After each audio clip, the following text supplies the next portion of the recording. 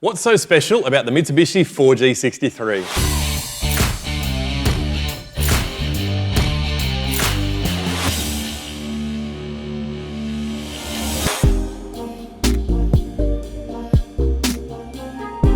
Manufacturing everything from air conditioners, forklift trucks, hydraulic equipment, power generators, printing machines, ships, aircraft, and even railway systems, Mitsubishi shied away from mainstream motorsport until the mid-1960s. But it was in the 1980s that the Japanese car maker made its mark on our industry with its factory-backed World Rally Championship program and its unmistakable performance platform, the Mitsubishi 4G63. And that is the subject of today's video. The 4G63 is a member of the Mitsubishi Sirius 4G6 family and was first introduced as a 4-cylinder, 2-litre, petrol-powered, naturally aspirated engine in 1980.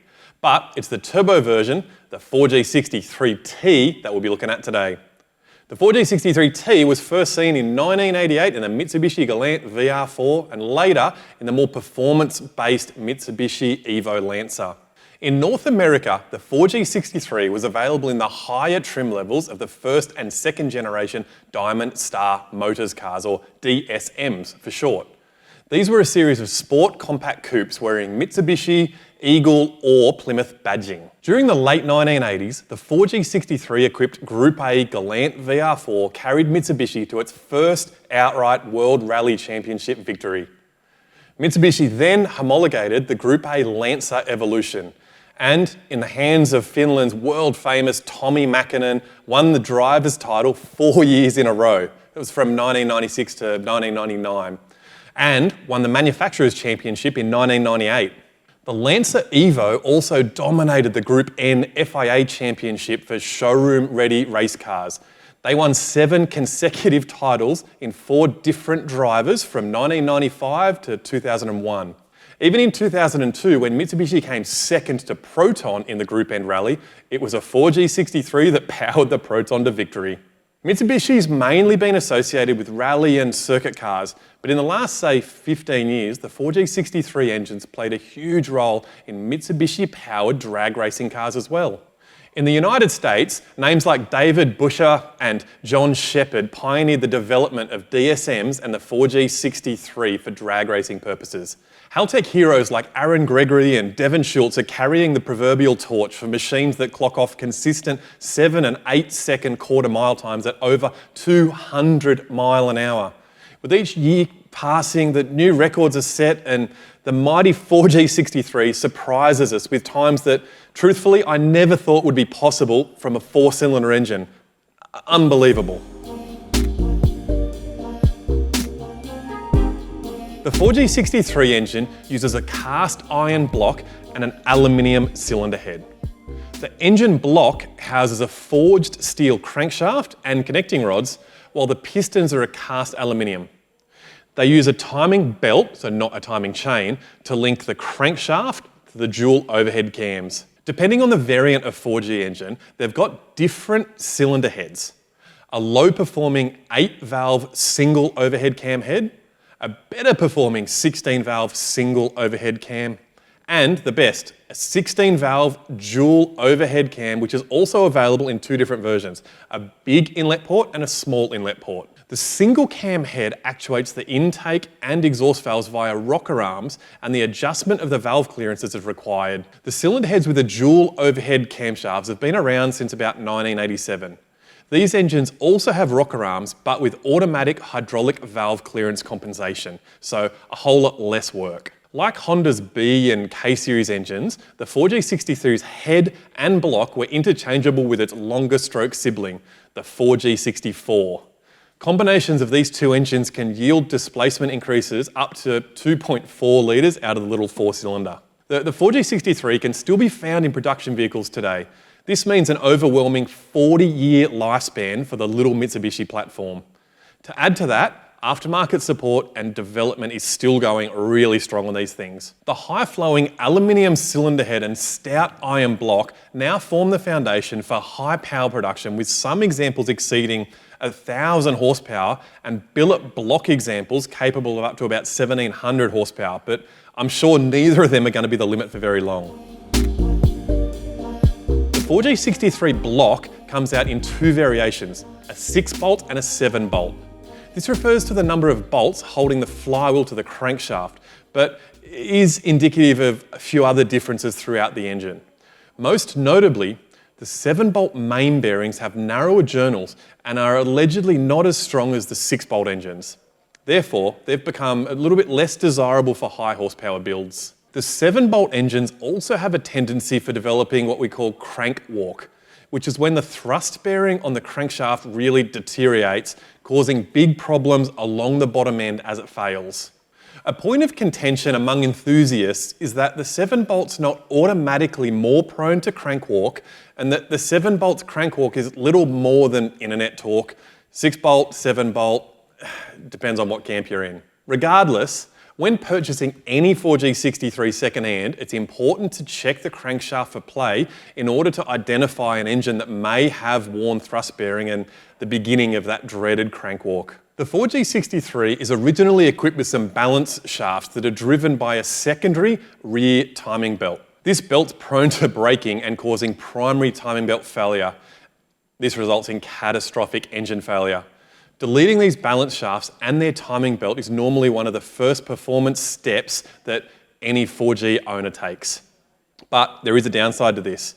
The balance shaft does noticeably reduce engine vibration at idle and cruise speeds, but it's a small sacrifice in a performance engine build. If you have a look down through the front of your timing cover case, if you are unlucky, sometimes you'll see that balance shaft belt all down there, all crumpled up with the engine still running. Haltech ECUs support all forms of 4G63 factory trigger patterns, that's the crank and cam sensors. This includes the Evo 1 through to Evo 9 and 1G and 2G DSM, as well as most popular crank and cam pickup options on the market. We manufacture 4G63 terminated engine harness kits to suit the 1G and 2G DSM, as well as elite spec plug-and-play adapter harness to suit Evo 1 through to Evo 9. Simple as factory harness plugs in here, then that gets converted across into the Haltech harness, straight into an elite 1500 or 2500 series ECU. Plug in like that, that's plugged in and we're ready to tune. Basically, if you've got a 4G63, we can control it, and we can control it well. They've been the heart of many of our personal project cars and development cars, and an engine super close to our hearts. But now on to the good part, pulling this 4G63 apart. This is an Evo 8 MR 2-litre stock engine. It was donated by Jeff, one of the Haltech dispatch guys. So if you've ever got anything from Haltech, Jeff may have packed it for you. We pulled this engine out of his car after it started making some funny noises. So we've already had the sump off to have a bit of a sticky beak, but we haven't had any of the top off yet. So we'll pull it off from the top down, see what's actually going on inside. Being a later model engine, being an Evo 8 MR, in those cars, the engine sits pointing one way. If it was an earlier model, say a 1G, 2G, DSM, Evo 1, 2, 3, the engine would actually be turned around and facing the other direction in the car. Something worth noting. All right, we're on to the dirty bit, so let's pull it apart and see what makes this thing so special.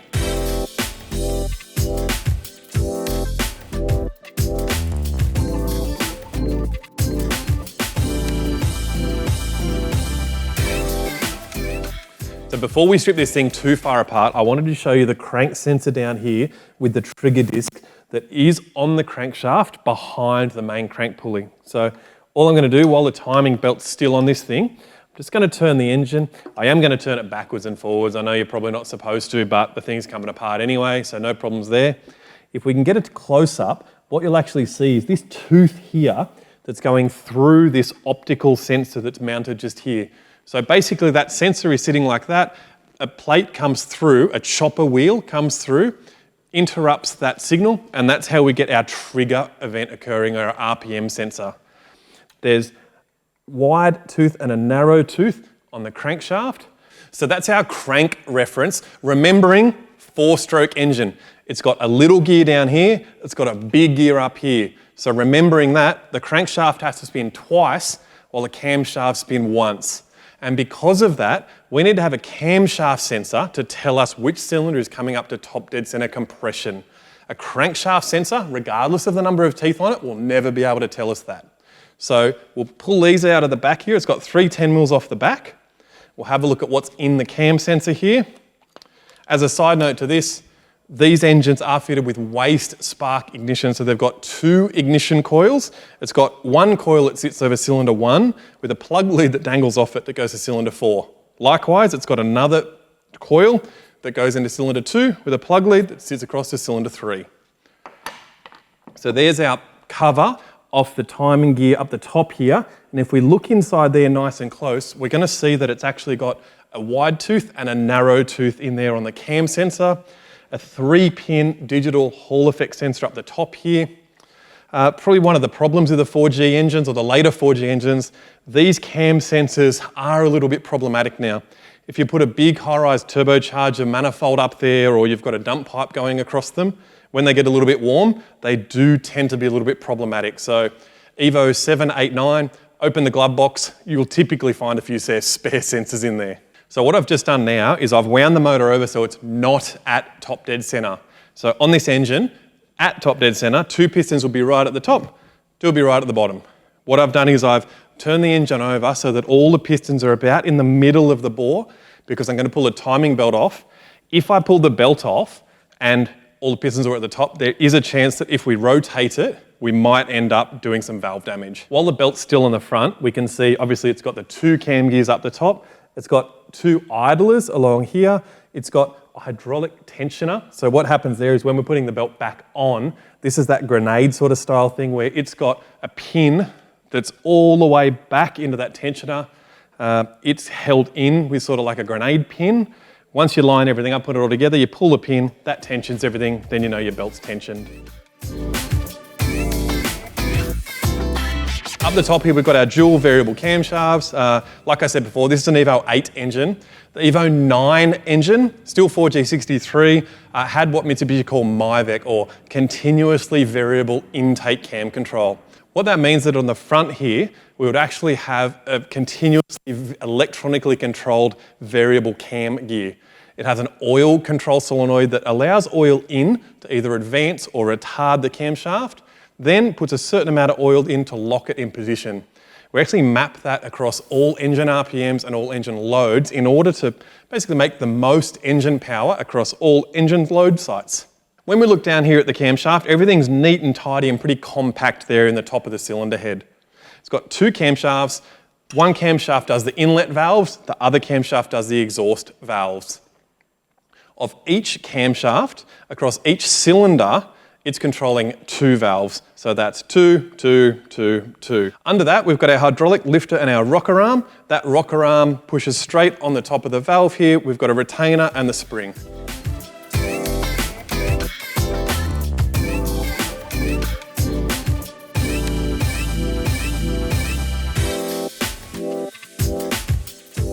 Now that we've got the camshafts out of this thing, we can see a little bit better about what's actually happening and how we are actuating the valves. So in here, this is something that is special about the 4G. It's got roller rockers. Nice little thing. We very rarely have problems with any of these. Then we've got hydraulic lifters, these things here.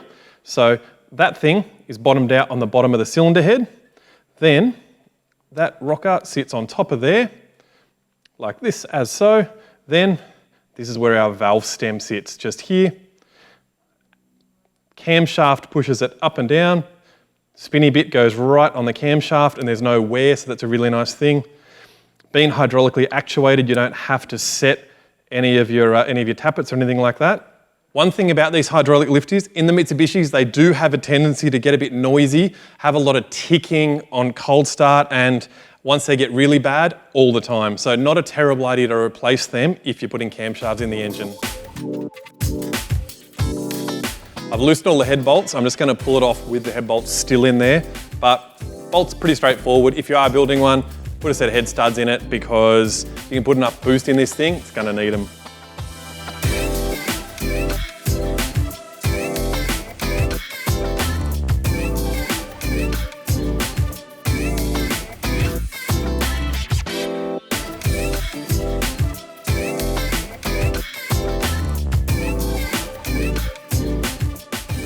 This has got factory multi-layer head gasket.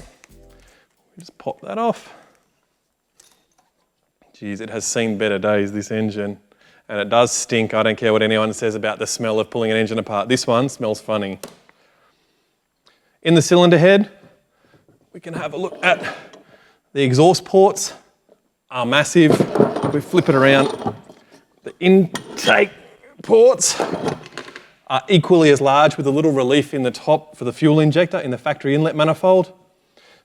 We flip it over. It doesn't appear that there's any damage anywhere there, but pretty straightforward. Just a nice, neat cylinder head.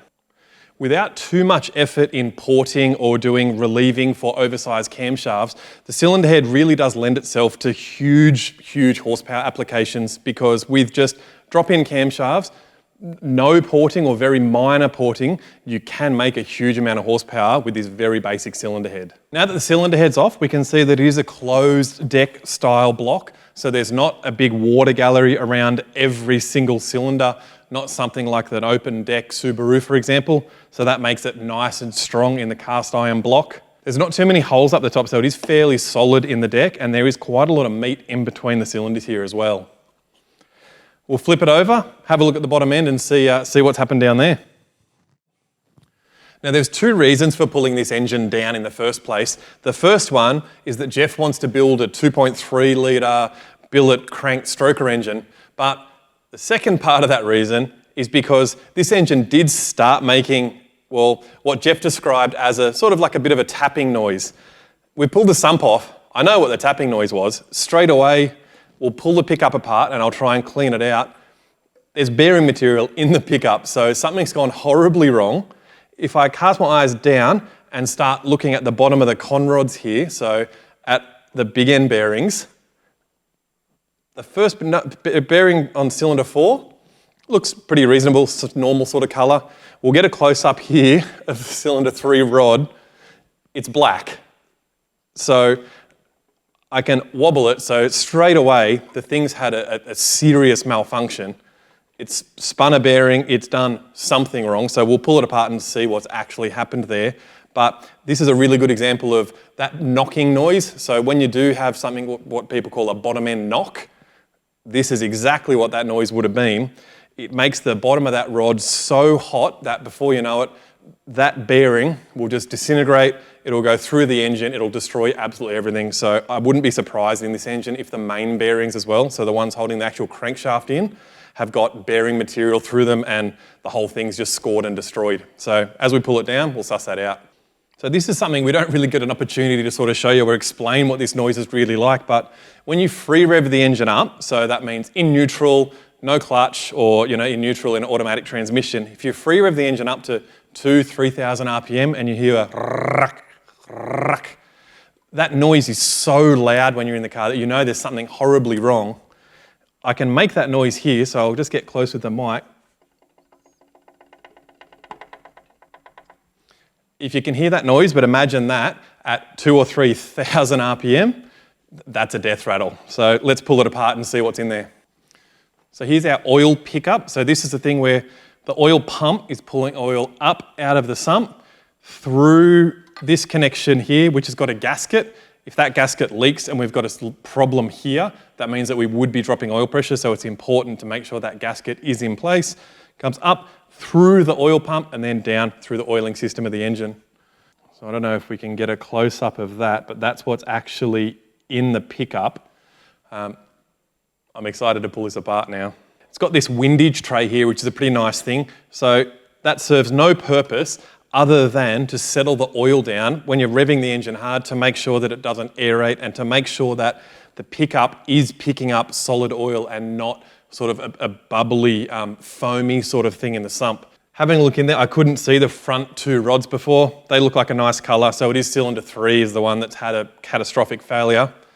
Off the top here, we've got our main bolts that are holding the crankshaft in, and something really special about it, it's got a single girdle that holds the whole thing together. So we don't have individual caps. We've got one girdle that we'd be pulling off. Really nice, a nice way to do it.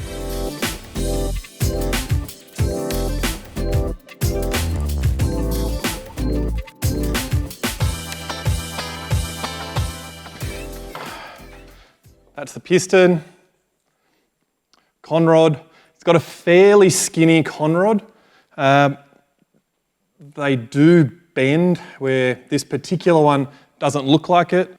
This conrod, general rule of thumb, is somewhere around 650 newton meters of torque at the wheels is about the upper limit. As soon as you start going any more than that, she'll bend, then she'll put a window in the block. So keep that in mind.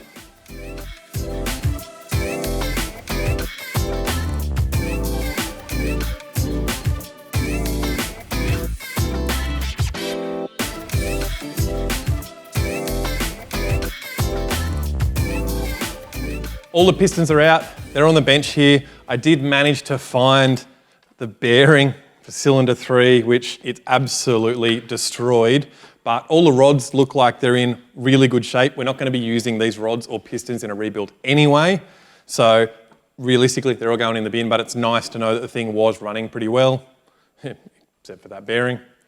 We'll pull the crankshaft out now and see what sort of damage is there from that. So that's our girdle, nice cast thing, comes in one piece, so that does stop the whole bottom end from twisting under big power. It's a pretty special piece. Front plate here actually houses the oil pump. The balance shaft is behind here. This is that balance shaft belt I was talking about. That's the crank trigger again. That's the crank trigger pickup just here. That's where I'm up to. So keep in mind as well, the timing belt's already off.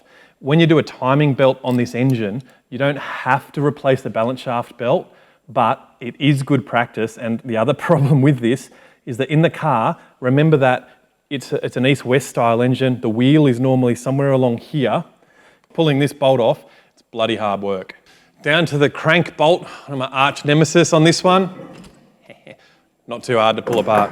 No, I'm just kidding. That was really, really hard, so we pre-prepared for that. Crank bolt out. No. Well, she has fought me every step of the way here. So pulling the timing gear bolt out was hard work.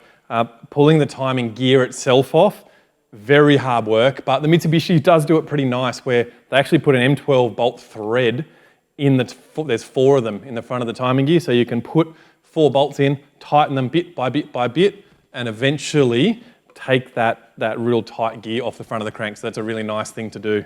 But now, we'll pull that whole timing plate off the front, which is going to release our oil pump assembly. It's also going to release both our balance shafts and let us pull the crank out.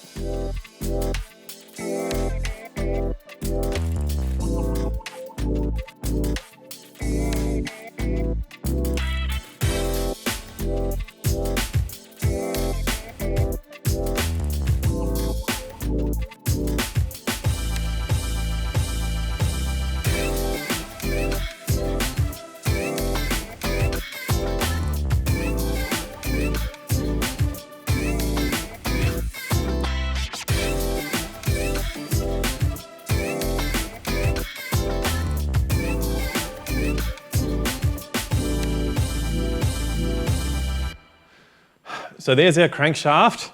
They're a pretty tough thing in the standard 2-litre engine.